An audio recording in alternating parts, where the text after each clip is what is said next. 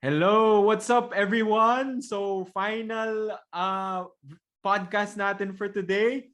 We have a champion, UP fighting Maroons, champion for season 84. I guess Pakiulit nga, yung rest pakiulit Sam. ay Ano ano. ba? Pakiulit. Ano? Sino yung champion?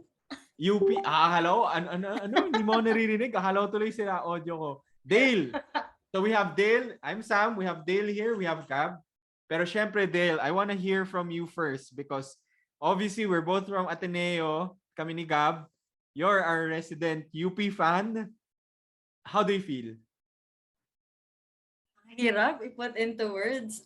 No joke, naiyak ako kanina nung finally, amin na talaga yung championship. And I guess yung kasama sa iyak is when Nico Ramos started enumerating all of the names of past UP teams who have seen a lot of heartbreaks, a lot of winless seasons. So, yun siguro, yun yung goosebumps, yun yung emotion. So, sobrang emotional ng game. And sulit yung leave. By the way, guys, nag-leave si Dale for this day kasi she needed to emotionally prepare for it and make sure physically, that she was spiritually, able to watch. Lahat. Actually, lahat ng nililive, nag-leave na rin ako for a basketball game before. Nanalo din naman. Last game ni Kobe. Huwag ka na nga mag-leave, Dale, lalo na pag Ateneo ka laban. Okay. Ituloy lang natin. Sige. Some of you might be wondering why I'm the one hosting. Unfortunately, hindi ko napanood yung fourth quarter tsaka overtime. I had work and a meeting, so I was only able to watch until the third. Pero my wife who's also from UP was texting me like updates sa Telegram namin. And I think nasabi mo yun, Dale. Like, nagulat ako ng overtime. I didn't know. Obviously, hindi ko siya makita every time we had a meeting. Pero I was going through the thread. I think yung initial reaction din niya was like, naiiyak ako, sabi niyang ganun. So I think it's really like, 36 years in the making. Yes, Itong 36. championship na to. Sige, we'll get back to you, Dale. Gab, how do you feel being talo Ateneo? Wait lang, hindi yung naririnig niyo ba ako? Kasi hindi ko mapagana yung... Yeah. Wait, disturb ako. Okay lang. Hindi naman ako ganun ka invested sa UP, but it was a great game. Didn't really... I had some tense moments. It was a tense game all throughout, but nothing to say. It was a clutch game by JD Kagulangan, and I really want to be that toxic Ateneo Tito, but I won't do that now. Or maybe I will later once I get my speakers fixed. But Ateneo lost the game. Daming turnovers. I was so frustrated with the turnovers. They were sloppy. They were careless with the ball. They missed free throws again. A lot of frustrations, but can't complain. Big shot. Clutch plays by JD Kagulan. I was telling this to you guys even during the LaSalle UP make or break Final Four game. JD Kagulan should be on the floor in the fourth quarter all the time. If you remember my message during that time, I was wondering if foul out na si Kagulangan because why the hell isn't he on this game? Hinahanap mo siya. Hey, si Kagulangan was my guy. Season first round pa lang, sabi ko, gago tong guy na to. Mukhang killer tong guy na to. He has the fire in him. Ayun nga, I was wondering in this game when Coach Gold would actually pull Richie and put in James Spencer because Richie was not really doing anything. SJ was killing UP, and I thought he should have inserted James Spencer earlier. James Spencer was riding the bench. I don't know why. Yeah, their best lineup is with Kagulangan in the game because he's the most composed player there. I think their best lineup, actually their best lineup is with Richie off the floor because the ball Couldn't stops. agree more. Because the ball stops with him, and actually I was thinking in the fourth quarter, JD Kagulang was passing up shots. He didn't pass up shots in overtime. I should have wished for that. He's getting a lot of open lanes. He's not off the pick and roll. He's not aggressive. So he became aggressive in the fourth quarter. He took over. Can't complain. Okay. Sige. Just to share my 2 cents. Hindi ko siya napanood, pero I was watching the first half. Actually, most of the time, UP was leading during the first half, diba? Hi, Iya. Most of the time, UP was leading during the first half. Alam mo what I said was, sabi ko, tagilid yung Ateneo kasi parang tama si Gab, puro turnovers. Tapos it looked like UP was the one that was really hungry for it. So sabi ko, honestly, for me, I said before I attended my meeting, I just want Ateneo to have a good fight. Sabi kong ganun. Manalo man o matalo, I want a good fight. And I think, I think that what makes the loss palatable or acceptable for me was a crazy game-winning shot by Kagulangan. It was a crazy game. Ateneo had, even though they had so many turnovers, sabihin mo nang they missed so many free throws, sabihin mo nang whatever, bad calls, whatever, they had their shots to win this game. And they just couldn't finish. So it was because they held down defensively. Their defense was so solid, even though their offense was so crappy. Yeah. I mean, So, di ba yung sa first half nga, grabe yung drought ng UP which carried over until third quarter. Can't buy a basket at all. So, buti na lang talaga yung depensa was there. Yeah, I think the fans got what they deserved. We had 3 amazing games in the finals. I think si Nico Ramos yung nag-tweet noon na they just need to do a best of 7 series because it's just so exciting every time. Actually, yes, I was saying the same thing. We should have more games of these. Actually, carry over pa from their last game of the second round, diba? That was also natambakan Ateneo ng I think up to 18, but they came back to keep the game close. So we've had like more or less 4 straight great games from Ateneo and UP. So you alam mo kahit talo, you couldn't ask for anything better than that. Again, hindi ko siya panood right before this you can podcast. ask for something better. Pinanood ko yung replay lang. So yun lang yung Doon pa lang basis ko. Sulit na Sam. Pinanood ko lang yung highlights, I mean. So yun lang yung basis ko for the fourth and overtime. Pero parang sulit naman. Nakikita ko talaga yung updates ng wife ko. Sobrang wild talaga ng game. Parang Ateneo up by 6. Tapos parang tie na, overtime. Tapos parang what's happening? Ikaw, Dale, you shared with us how you felt about like UP winning. Pero what are your thoughts about the game? Quick thoughts. Yung sa first half talaga kinabahan ako doon. Parang I couldn't believe that we were only down by a few points or we were even up by a few points also.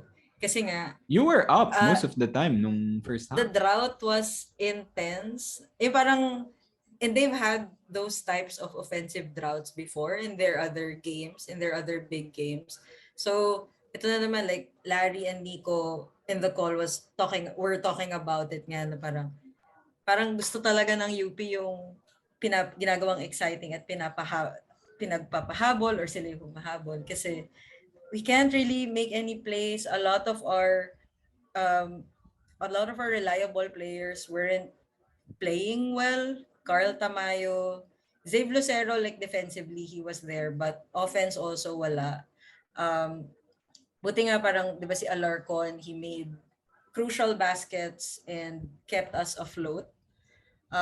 So kabado, sobrang kabado ako nung hanggang third quarter na parang I really thought that SJ will take over until the end and their composure will just get them through the hump, talking about Ateneo. But I guess with UP, lumabas yung depth because Cancino not playing for the first two games, coming off of a bone bruise, apparently naging injury niya. And he made crucial shots, big shots. He made the game-tying 3 for us.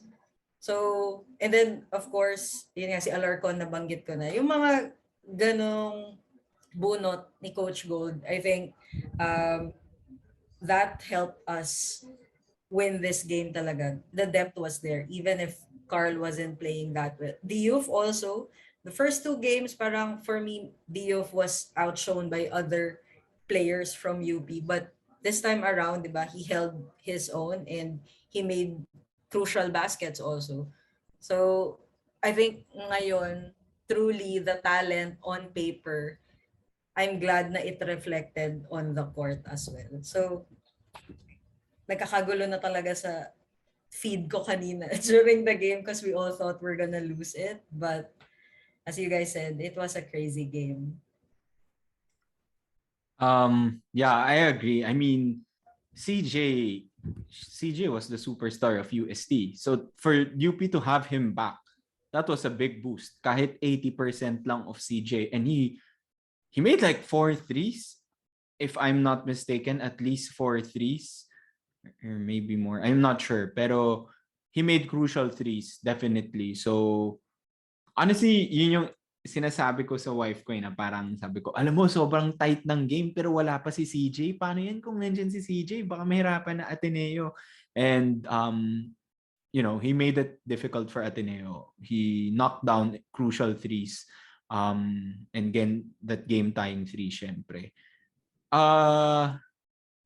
I was actually wondering why, like what happened to Ateneo's shooters. It was just SJ, maybe, I don't know, for 3 quarters. It was just him like making any baskets. Parang ayaw mag-shoot nung iba or No, am they I just weren't. missing? They just weren't making shots. Chris Kuhn made a few shots. Who else? Mamuyak made the shots in Towards the overtime, end though. Yeah. but yeah, they were just missing shots. They were getting good looks. They were just missing shots. UP was also closing out pretty well to prevent those shots. But yeah, no, actually, and they were turning it over most of the time, so they weren't able to get those shots. So it was just sloppy. It wasn't where the shots were missing. The shots were there. They just weren't hitting. And when they had offensive opportunities, they were not converting. They were not taking shots. No, they were just turning the ball over. So sloppy play. Yeah. Turnovers nga, looking at the box score now, 25 for Ateneo. Ilan sa UP? 15. Yeah, so more or less the same. Kasi first half, it was 14-4. So 10 more turnovers for Ateneo. Yeah. So they maintained the same 25-15. So 10 more turnovers for them. I think so far we've been talking about, how good the players were today and sino yung medyo hindi nag-perform. I think we need to give credit to Coach Goldwyn Monteverde. I know we've given him credit before, but I think kudos to him also. First year coach. He was able. Siya yung X-factor ko sa series na to. Si Coach Gold talaga. Yes. Gab. I don't know why I'm asking you, pero Gab, sa tingin mo, same team, same lineup ng UP, same lahat, except replace Goldwyn with Coach Bo. Nope. What would be the result? Sa tingin mo, magcha-champion UP? No. Oh. Why would you even Dale, bring that up? Ikaw din, no?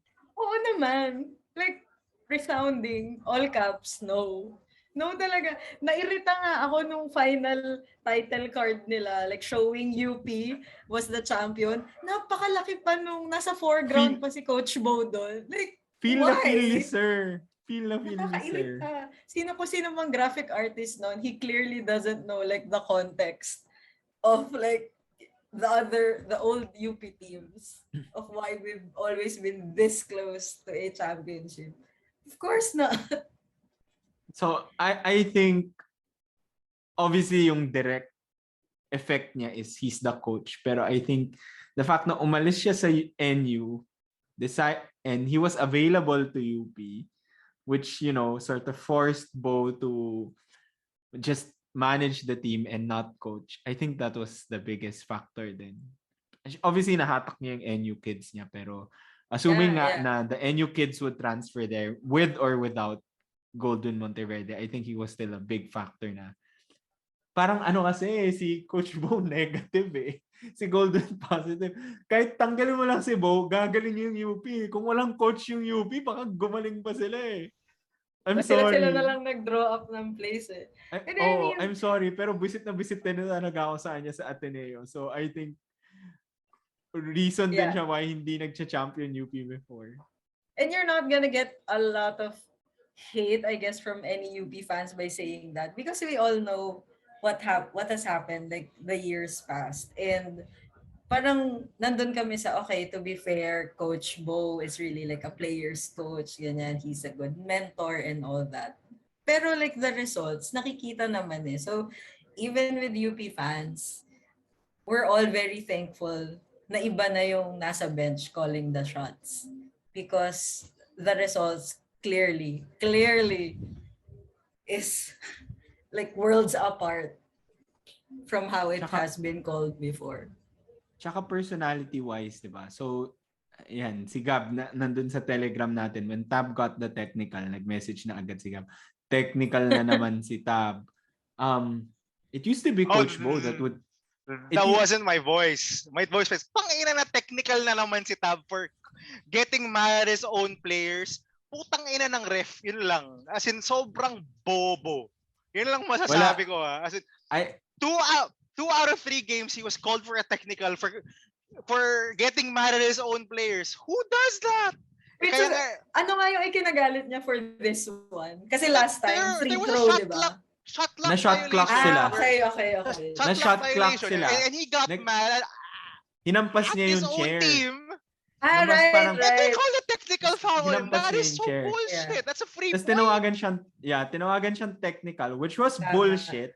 And then burat na burat si Tab. Sabi ni Tab, makikita mo sabi ni Nico Ramos, we probably heard that on TV. We don't need to repeat that. But Tab, sabi ni Tab, shame on you. Sabi niya ganun sa... Best insult yung that you could give to a ref.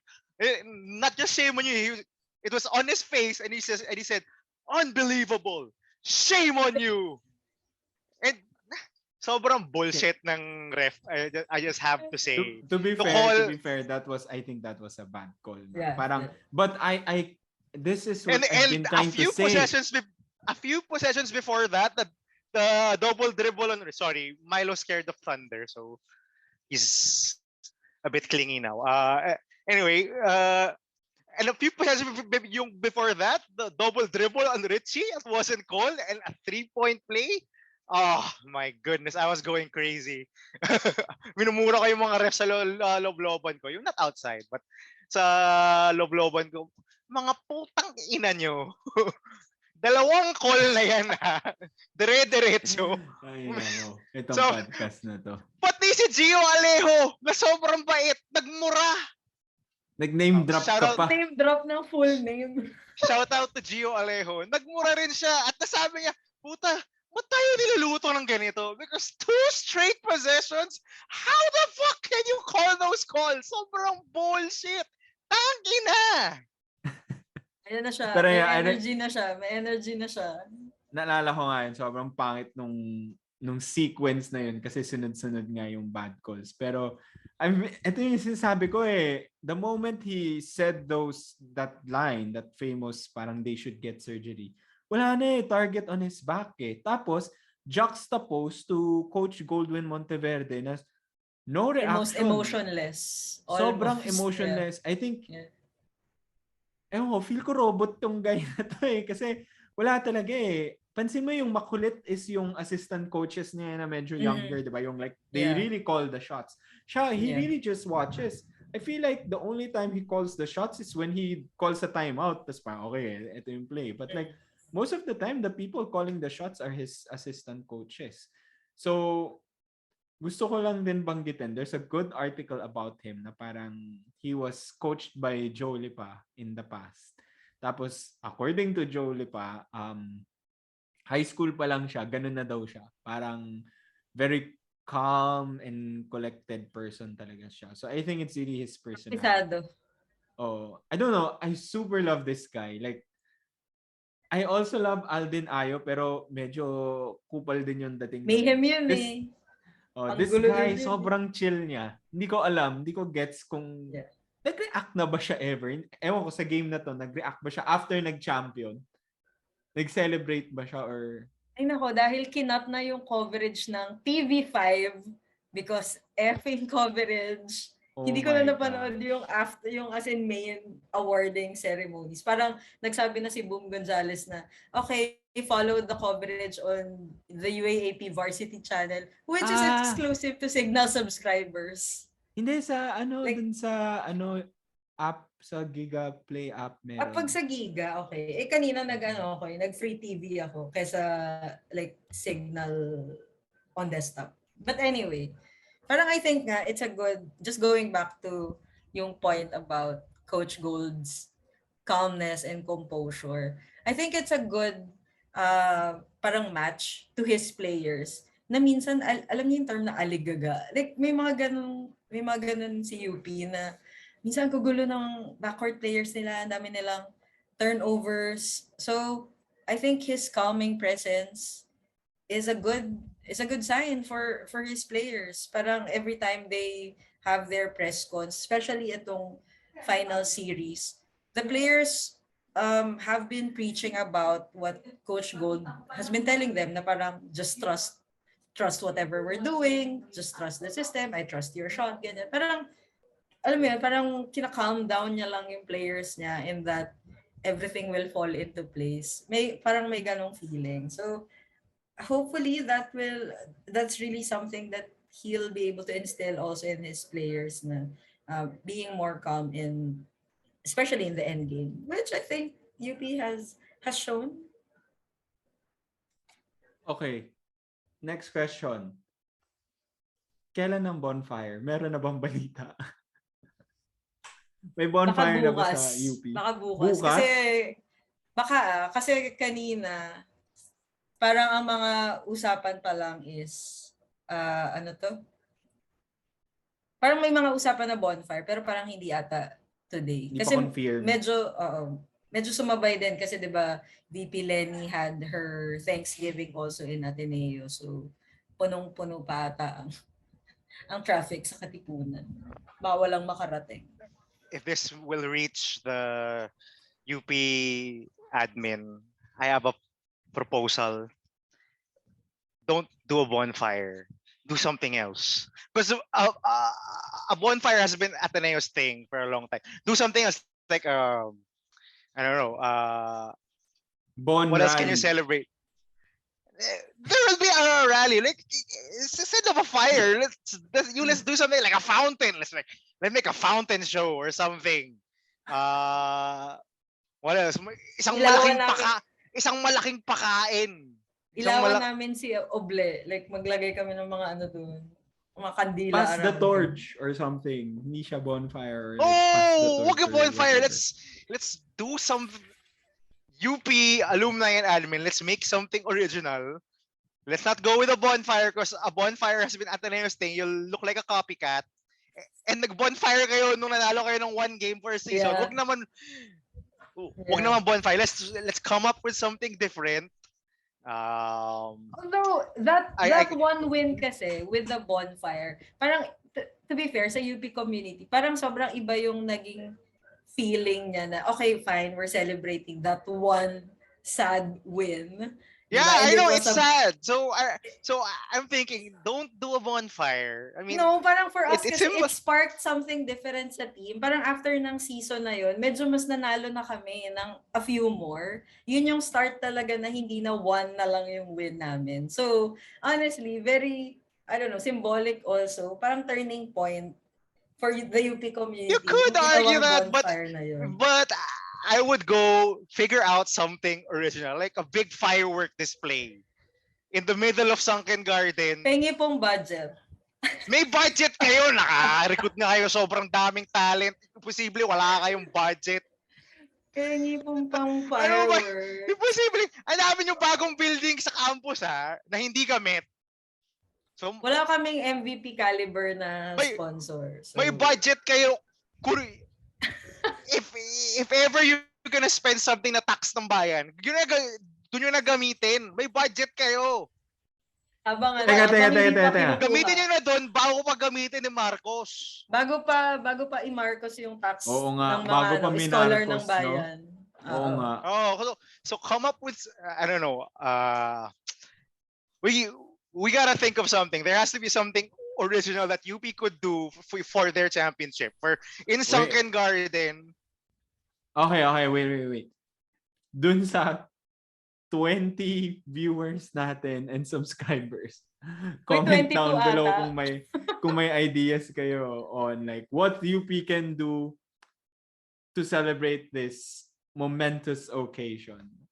I really want for them to A big flash mob. whatever event that we'll have, I want them to have as many past UP players sana. Yung mga kanina mga binanggit, 'di ba? And Parang, all the others. I guess to your point, Dale, 'di ba? That team that won one game during that season, parang yun nga yung small spark that they needed na parang, hey, parang masaya pala pag Kaya, nananalo ang UP. Maybe we should invest more into this and take it seriously. And it was years in the making for them to reach this. 36 years. I mean, from that one win naman, hindi naman 36 years. Pero yeah, I mean, they really took it seriously. Do we know kung sino yung mga graduating from both teams? Like UP ba? Merong Richie? Richie lang ang graduating ba? Richie, I'm so happy for Noah Webb. He will graduate as a champion. Okay. He's also graduating. Well If I'm not deserved. mistaken, James Spencer also. Pero Spencer? I need to fact check that. Pero sure Kasi ako oo nga, kay Richie and kay Noah Webb. Kasi parang magkasabay nga si Noah and Spence. Parang tagal na nung dalawang yun eh, di ba? Noah Webb has been with the team for 7 years. Kasi sa pandemic. Okay. Yes. Plus pandemic. Okay. Okay, so yung Noah... madalas naman mag-extend mga taga-UP. Oo. Yung marami yung kilala, may kilala ka ako, parang 9 years or 10 years siyang nasa UP. Uy, hindi pwede yung 10. Meron kaming MRR. 9. Maximum residency something. I think 9. Pero may kilala ko, mga 9 years, 8 years na silang nasa UP. Baka So, 8 to 9. 7 is light. 7 is light. He probably took another course or something. Yung madalas mag-extend. Siguro nag-picture siya kay Oble, kaya siya nag-extend. Very, very light load. Hindi siya graduate on time kasi nagpa-picture siya kay Oble. Oo, yun nga. Ateneo, Gab, sino ang mga graduating? Narinig ko, so ang alam ko sure is Andrade, Mamu, Tio, Verano. Yun lang ba? 4? Hindi pa gagraduate sa SJ? Hindi pa. Third year lang. Tagal naman. Pati si Kwame, no? Third year lang din. My God, ang tatagal pa nilang po problemahin ng UAAP teams. So, parang more or less, parang pantay lang. Kasi si Spencer tsaka si Richie lang yung rotation, guys. Hindi man rotation player si Webb. Spencer and Richie are rotation players. They're starters. No, hindi pantay lang. Ateneo's gonna lose a lot of their depth, especially at the guard position. All of their guard rotation is basically graduating except for SJ Belangel. So, hindi pantay. I wouldn't say that. Jolo Mendoza is graduating. Troy Malilin is graduating. Well, Troy Malilin. Sam, Okay your na. boys. Okay na. Malilin. Ah, man, I Si feel bad for that ayun. guy. I don't feel bad. He won like 3 championships. I don't feel bad. I don't feel bad for the guy. He won 3 I don't know. Parang championship ba yun pag hindi ka naglalaro? Parang hindi ka yung team. championship yun. Ask, here's an Ateneo legend for everyone who's watching or for the two of you guys. Naalala mo si Badji Del Rosario? Oh! Yeah. Uy, naglalaro but yun. Yeah, but he only Naglalaro played yun. in his last year with Norman Black at the helm, and he lost to UST in the 2006 finals. That was his only year playing, but he won a championship in 2002. Ask him if he's sad that he didn't get to play that much. I'm sure he's happy. He played. He got 1 championship. Troy Williams had 3. I'm sure he's happy. Fine. So anyway, as I was saying, the guard rotation is That's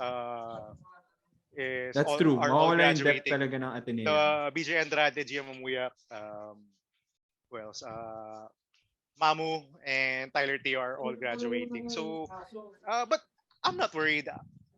Honestly, it's always been next man up with Ateneo. So you're gonna see Fortsky Fortsky.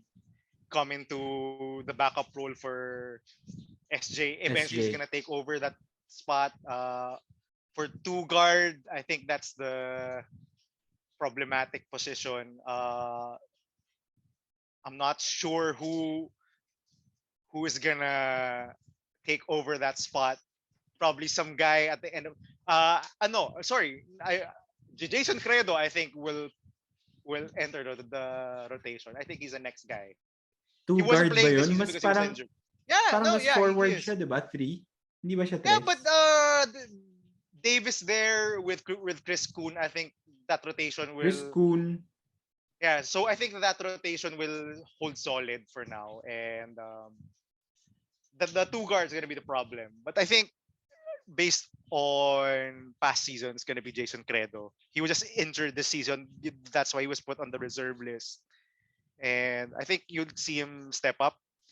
There are also other guys that we didn't get to see but or on the roster. Malay mo yung magaling pala there was this guy Kituvis, or I don't know, I forgot his name. Basta bring up mo lang yung roster ng Ateneo. Nandun siya. Guard siya. But he's there. And ano ba? Actually we need a big. Oo nga. That's the Marami main ata, problem. maraming bigs yung Ateneo eh. Alam mo si Gio Chu, parang kailangan nyo ng another backup center. Parang kanina, Butterfingers pa rin siya. Alam mo, I feel bad for Gio Chu kasi high school pa lang, sobrang tinatalo na siya ni Carl Tamayo. Hanggang ngayon, tinatalo pa rin siya ni Carl Tamayo. Ay, so for UP pala, hindi pa pala gagraduate si Spencer. So it's really just Richie na main rotation player na maalis. The other 2, so Webb and then, familiar ba kayo kay Gob? G-Boy Gob? Yeah. Tagal na yan si J-Boy Gob. Yun. So graduate na he rin. came from LaSalle, I think, at 2015. So same. Nag-extend din siya. Yun. So, 7 years in UP. We'll have a pretty strong roster for next season. And like the guards have had a lot of experiences this season. So I think mag-i-improve pa talaga yung playmaking skills. So, sa tingin nyo, okay, looking forward to next season. Next season na tayo? Masasabi na namin na defending champions. Wait lang, give me mga 1 minute. Next season na tayo? Hindi ba? Tapos ba tayo sa game? Hindi. I just, kasi sakto eh. May game 2 pa!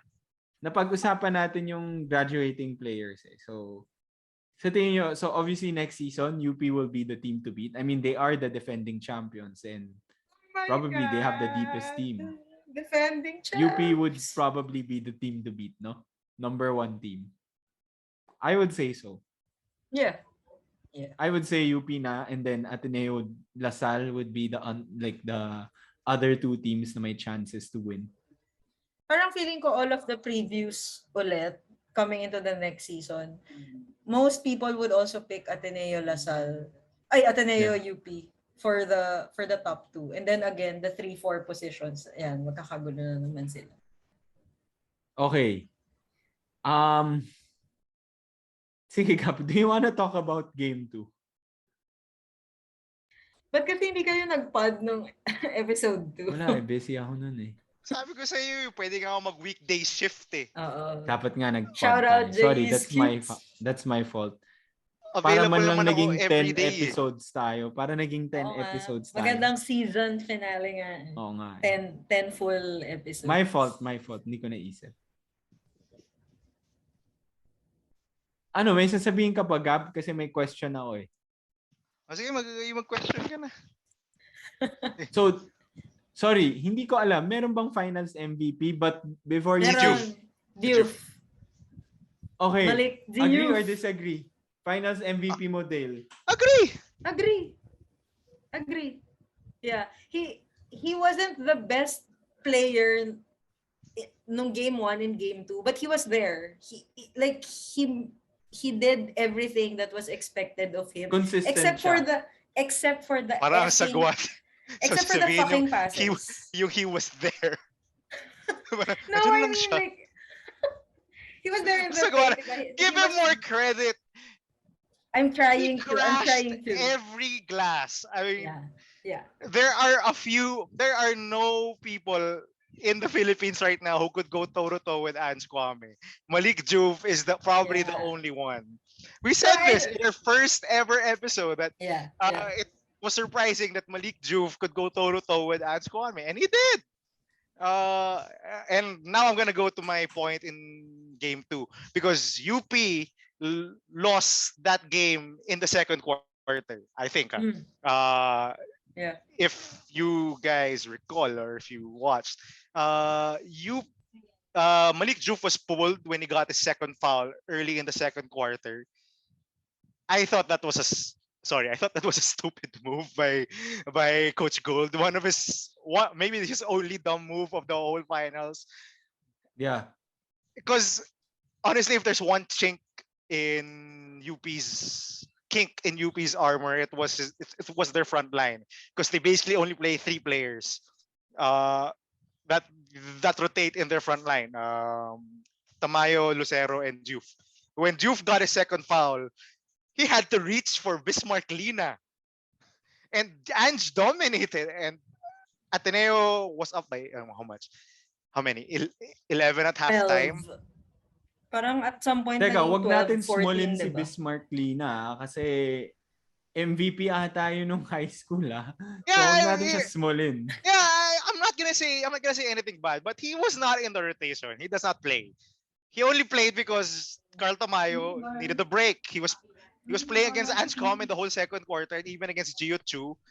And Gio Chu got some buckets also because they were pretty small. Game 2, yeah. Yeah, and ako at that point 2 fouls, I would have kept him in the game. I would have trusted him not to. If he committed his third, maybe I would have pulled him. But 2 fouls, come on, that's too early. Ateneo yung pulled away because they dominated the glass without Diouf. I think. So I wouldn't say he was there.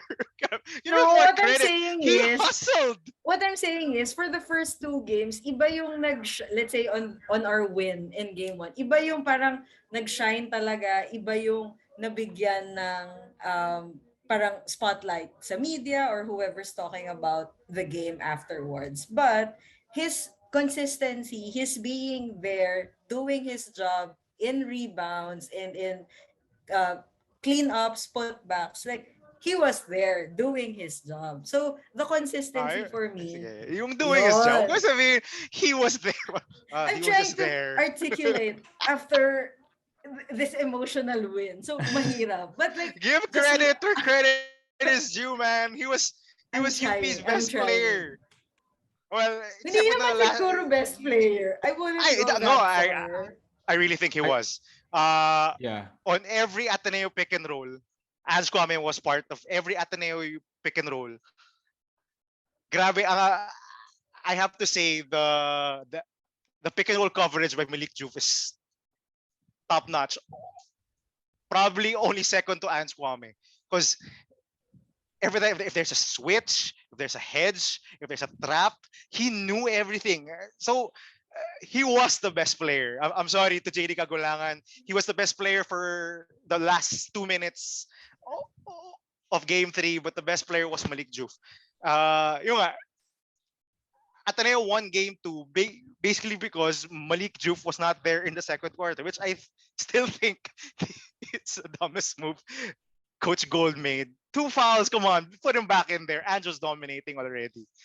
And I thought he would eventually bring him back, but pero yung pinalit niya si Bismarck Lina. I'm like, come on, Coach Gold. Put back Juf in there. He's the difference maker talaga because he does not allow Ange to dominate. He's as big as Ange. He's as long as Ange. He makes some questionable plays. He's frustrating, you know. He gets a steal and suddenly throws a... Yeah. Mahilig Nakatatlo siya doon, or apat mahilig siya ata doon. siyang yung quarterback passes niya na. Parang, Mahilig siya oh doon. my God, ang layo, best. Pero Ayun, okay, I mean, I agree. Tama naman na hindi flashy yung numbers niya I think nung first 2 games is what Dale was also trying to say kanina. But he's so consistent and he really changes yung complexity of the team. Like pag makita mong mawala siya, iba talaga to Gab's point, Ateneo can dominate, especially when Ange was there. I think nung game 2, he got a lot of his blocks against like Carl Tamayo because now Ange is like the tallest guy there. So he can block guys like Ange can block guys like Carl Tamayo and the other guys.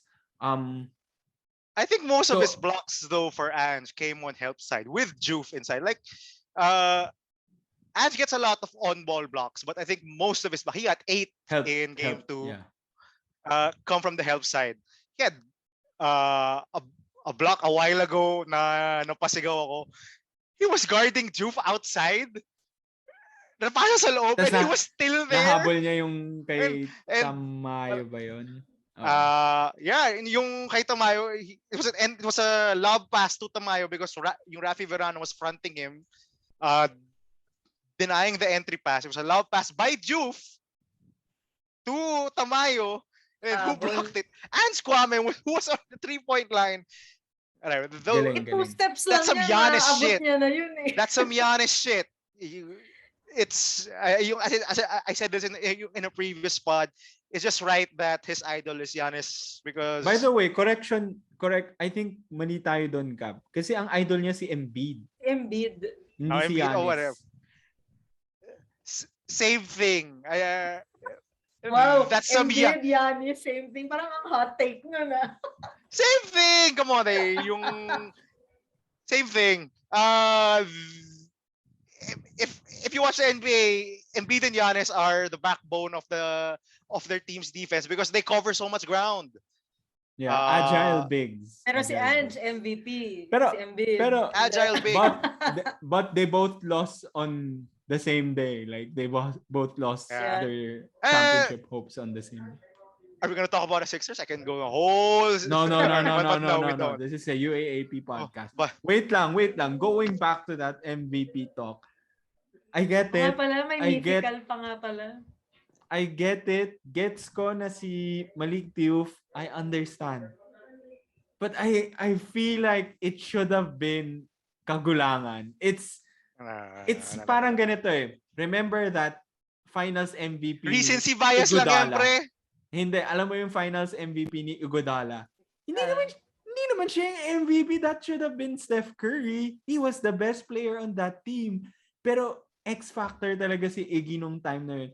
I feel like my Kagulangan saved this team in that overtime game. Recency bias, he man. made 5 point, parang back-to-back threes, basta back-to-back. He made a shot, pass to Diouf, pick and assisted roll to Diouf, and then he shot the game-winning 3. You just have to give it to that guy. Legend si Gago. He scored or assisted in the last 10 points of UP. Yes, of UP's exactly. run. The 10-0 recency bias. No, whatever. I'm sorry. I have to give Malik Juf his flowers because he's been my most hated player on the same with Dale when she was saying that the most annoying player was Ange. The most annoying player was Malik Juf. Yes, I agree. Because- And I feel like si Malik Diouf nga yung best player on that team. Especially ngayong finals. Pero you have to give it to that Kagulangan. No! Grabe, legend. No! Sobrang tibay niya.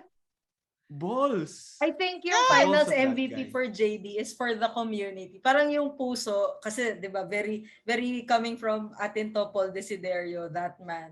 Legend that in everyone's minds and hearts pag UP community. So I think JD will get that.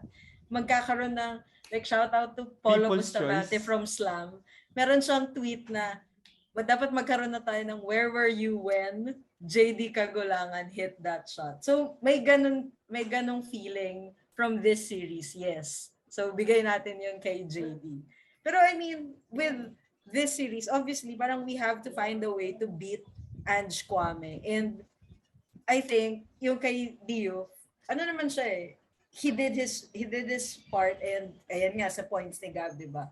He held his own. So baka kasama na yun sa pagbigay sa kanya nung finals MVP. And I said, You know, if you Sam, hit I'm like sorry. a game-winning shot like that. I love JD I wanna Kagulangan. fight for JD Kagulangan. No. I mean, Fuck you, I dude. love it. the balls of this guy. The balls. Ganyan, no? Again, he was only the best player for the last 2 minutes. Eh, was the kung best hindi player niya for na-shoot, the- talo. Ha? Kung hindi niya na-shoot yung shots niya or hindi niya na-assist kaya, ano, talo. Yeah, but that's recency bias. A wins, like, would you prefer, like, No. championship or no championship? They wouldn't even be in that position if not for Diouf. I To be know, fair, I know. yes. But Kaya I kailangan just may wanna, stats eh. Kasi you have I to wanna look go at against the the three grain. games. Gusto ko, I don't know, gusto kong maiba. People's I feel champ like, naman namin si JD Kagulangan eh. Feeling ko talaga, Fine. yan yun. Fine. Okay. Anything else you want to say before we finally close this podcast? Can I be a toxic Ateneo Tito now? O sige, after mo Gab, para mag-e-end tayo on a positive note. Sige, you can go with the mauna ka na, positive mauna first. ka na. Hindi, Ano, mauna ka yung- na nga daw. You have like a minute to become toxic, Tito. Hindi, yung iniisip ko pa yung sabihin ko na toxic Tito. Pero sige, go. Hindi, go na, Gab. O sige. How the fuck was not that last layup by SJ Belayel not a foul? Oo nga. Diba? Pero they let It it was play. a clear push! I think Diba? they were trying to foul him, no? Yeah, they Diba? were! They intentionally fouled him! Twice! And they didn't call anything! Yeah, actually doon lang ako na nakita ko nung replay. Parang, hindi ba yun foul? Pero, you know, Diba? Hindi tinawag. Kahit sa standard definition kong pinapanood sa TV, nakita ko na tinry Nakita nilang mo yung i-foul. foul. Oo! Standard So- definition na ako ha. Di pa so- ako HD. Wait, Gab. So what are you saying? Are you saying yung refs should get eye surgery? Is that what you're saying? Kasi sabi mo standard Kaya yung ref definition should na be panood mo. suspended. Dapat ano na sila. Hindi ba sponsor yung Asian Eye Institute? Now is the perfect Hindi. chance. EO ata yung nag-ads, di ba? Parang nakikita mo ads EO eh. Yung mga... Wala naman, Yung may basic ba nagpropose. sa Kaya, EO? yung EO optical, yung Ruby, Yeah. yung the usual ano nila. So shout Combo out lang. to But EO. yun. Pero maraming ang missed calls. Yeah. I mean, I get Pero it. nag-agree na ako ngayon kasi champion na. Pero may mga missed calls. Yes, obviously, kasi Yeah. panalo kayo. But, Yeah. yeah, the refs are crap. I would have given them Boleros even if Ateneo won. If it was not just the obvious double dribble by Richie Rivera which led to a 3-point play. Ang inakalokohan yun. I mean, buta. People were saying, ay lang ba may marunong mag-basketball? Ba't yung mga ref hindi tinatawag yung ganong klaseng tawag? I mean, sobrang bobo nun. And yun nga, those last plays by, hindi ko talaga gets, intentionally pinafoul nila si SJ, hindi binigay. Anong kaputang inahan yun? Yeah. Diba? Yeah. Nakita ko nga yung Oh, play so na yun, bad trip. Nakita ko yung mga plays na yun. Pero the other plays naman wala na akong napansin. But it was that double dribble and then the technical for me and then like that foul dun sa last layup ni SJ. I just realized no na we're gonna get more SJ versus Kagulangan, Diof versus Kwame games Gonna be spicy. next season. I can't wait. I can't wait for next season. Malapit na, September. Oo nga, September ang next season. Baka ang bali-balita ko baka daw malate. Late September, early October. Yun ang chismis. But so far that's what I heard. Dale, last thoughts on your first championship in 36 years. I really Kailan ka never ba thought- naging fan, Dale? Like ano yung mga earliest memories mo of UP I think basketball? mga Martin Reyes era. I'm not sure if first year ba ako nun or second year. Because I was telling you guys nga offline. Ricky diba? Flo ba yung nun? yung Ricky courtside? Flo. Mas sikat si Ricky Flo nun kasi syempre sa cheer dance competition, siya yung nag-hype ng crowd for UP, diba? So at Yeah. that point, Ricky Flo was more famous than our whole basketball team. And I was telling you guys, di ba, offline na before coming into UP, before studying there, I was a LaSalle fan. Like, mga panahon nila, Joseph Yo, Cardona, How dare you? Shame on you, Dale. TY Shame on you. Tang, mga ganong era. Like high school ako, I was really like a LaSalle fan. But of course, with Shame on you. me studying in unbelievable ba? Unbelievable. But syempre coming into UP, it was hard. It was hard to be a basketball fan in UP. Like, I enjoy the cheer dance competition, but honestly, parang iba pa rin yung pag-cheer ko pag basketball, diba? Kasi it's a sport that I really love. So, I didn't expect that we'll get to this point. Hindi ko in-expect na in my lifetime, very honest on that, in my lifetime, magcha-champion kami. So, this was 36 years in the making nga, diba? And I guess I just want to continue yung nangyari kanina where Nico Ramos gave a shout out to all of these players. So, yung mga naaalala kong players before who played in arenas with almost no crowd at all, who played with teams that are really just bullying them because they really didn't have that much talent, that like we didn't have any budget. So yung mga naaalala ko lang, I want to give a shout out to Mike Silungan, Woody Ko, Martin Reyes, Mikey Reyes, mga panahon ni Asilum, ni Soyud, Jet Manuel, I'm so happy for him that we finally won.